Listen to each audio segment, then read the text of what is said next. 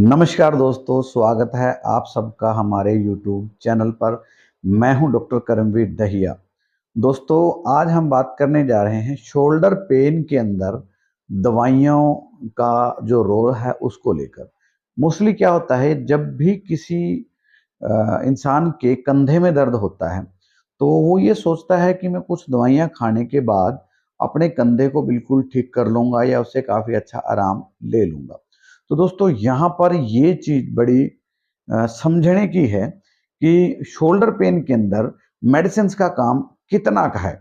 दोस्तों, मोस्टली क्या होता है कि जो शोल्डर पेन है वो, अगर मैं एज वाइज बात करूं, तो अगर वो 20-22 तक किसी को शोल्डर पेन है, 20-22 की एज तक का किसी को शोल्डर पेन है, तो मस्कुलर हो सकता है या कोई काम करने की वजह से या मसल के खिंचाव की वजह से हो सकता है। वहाँ दवाइयाँ कुछ रोल करती हैं, उस पेन को ख़त्म करने के लिए कुछ पेन किलर्स काम करती हैं और वो काफ़ी अच्छा रिलीफ वहाँ पे मिलता भी है। और अगर मैं दूसरी तरफ आ जाऊँ कि जो प्लेयर्स हैं या जो गेम करते हैं, कोई कबड्डी खेलता है या कोई क्रिकेट खेलता है, क्रिकेट में कोई बॉलर है या थ्रो फेंकता है या कोई बैडमिंटन खेलता है जिसमें शोल्डर का बहुत ज़्यादा काम होता है, तो वहाँ मेडिसिन का काम बहुत कम हो जाता है। वहाँ एक्सरसाइज का काम ज़्यादा रहता है। या फिर मैं अगर बात करूँ कि जो लोग जिम करते हैं या जो लोग पार्टिसिपेट करते हैं जिम के अंदर और बॉडी बिल्डिंग के अंदर पार्टिसिपेट करते हैं, तो वहाँ पे भी अगर मैं मेडिसिन की बात करूँ तो मेडिसिन का रोल है वो बहुत कम रह जाता है।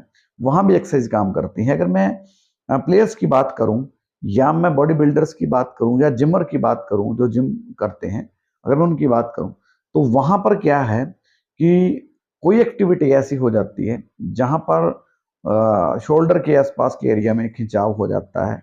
या फिर कई बार क्या होता है कि हम कोई एक्टिविटी होने के बाद शोल्डर में जब पेन होता है तो हम उस एक्टिविटी को बंद कर देते हैं कि इस एक्टिविटी से मुझे पेन होगा, और वहां पर जो शोल्डर है वो स्टिफ होना शुरू हो जाता है। तो वहां मेडिसिन का काम नहीं है, वहां सिर्फ एक्सरसाइज का काम है। और एक्सरसाइज की वजह से अगर पेन बढ़ रहा है तो पेन किलर का काम शुरू होता है। और अगर मैं पार्ट 3 की बात करूं कि जो डायबिटिक हैं या जो 40 प्लस एज में आ जाते हैं और वो डायबिटिक भी हैं, तो डायबिटीज की वजह से शोल्डर फ्रीज होना शुरू हो जाता है। या आफ्टर 40-45 वैसे भी शोल्डर फ्रीज कई बार हो जाता है। कुछ ऐसी एक्टिविटीज हो जाती हैं जो बहुत सारे कारण हैं, मैं एक्सप्लेन नहीं करूंगा इन चीज़ों को। तो वहाँ शोल्डर फ्रीज होना शुरू हो जाता है, जिसे हम फ्रोजन शोल्डर कहते हैं। फ्रोजन शोल्डर में भी सेम एक्सरसाइज और फिजियोथेरेपी का रोल ही है। एक्सरसाइज से हम उस फ्रीज हुए शोल्डर को खींच के सीधा करने की कोशिश करते हैं या खोलने की कोशिश करते हैं, और वहाँ थोड़ा पेन बढ़ता है एक्सरसाइज की वजह से। तो वहाँ शुरुआती टाइम है, वहाँ पेन किलर्स का या कुछ मेडिसिन का काम होता है, नहीं तो वहाँ पर भी एक्सरसाइज ही ज़्यादा काम करती है। तो दोस्तों, अगर ओवरऑल हम देखें शोल्डर पेन में, अगर शोल्डर फ्रीज है या फ्रोजन शोल्डर है या फिर शोल्डर में कुछ ऐसी चीज है कि जो एक्टिविटी नहीं हो पा रही है, ना एक्टिविटी होने के बाद का जो पेन है, तो ये सारा का सारा जो पीरियड है वहां पर सिर्फ एक्सरसाइज बहुत ज्यादा काम करती है। अगर मैं बात करूं तो 90% एक्सरसाइज का काम है या 95% एक्सरसाइज का काम है और फिजियोथेरेपी का काम है। वहां जो टैबलेट्स का या मेडिसिन का जो काम है वो सिर्फ 5% है। वो भी इसलिए कि वो पेन किलर हैं या कुछ ऐसे सप्लीमेंट्स हैं जो शोल्डर के लिए जरूरी हैं, तो वो वहां पे कारगर हैं। नहीं तो ओवरऑल वहां फिजियोथेरेपी और एक्सरसाइज काम करती है।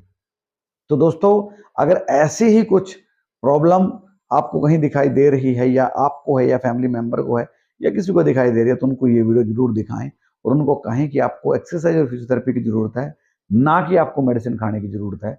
जो मेडिसिन हो सकता है आपके लिए या शोल्डर पेन के उस पेशेंट के लिए कारगर ही ना हो। तो दोस्तों, ऐसी इंफॉर्मेशनल वीडियो के लिए आप हमारे चैनल को सब्सक्राइब जरूर करें, और अगर आप इंस्टाग्राम या फेसबुक पर देख रहे हैं तो हमारे पेज को लाइक जरूर करें, क्योंकि ऐसी इंफॉर्मेशनल वीडियो आपको और कहीं नहीं मिलेंगी।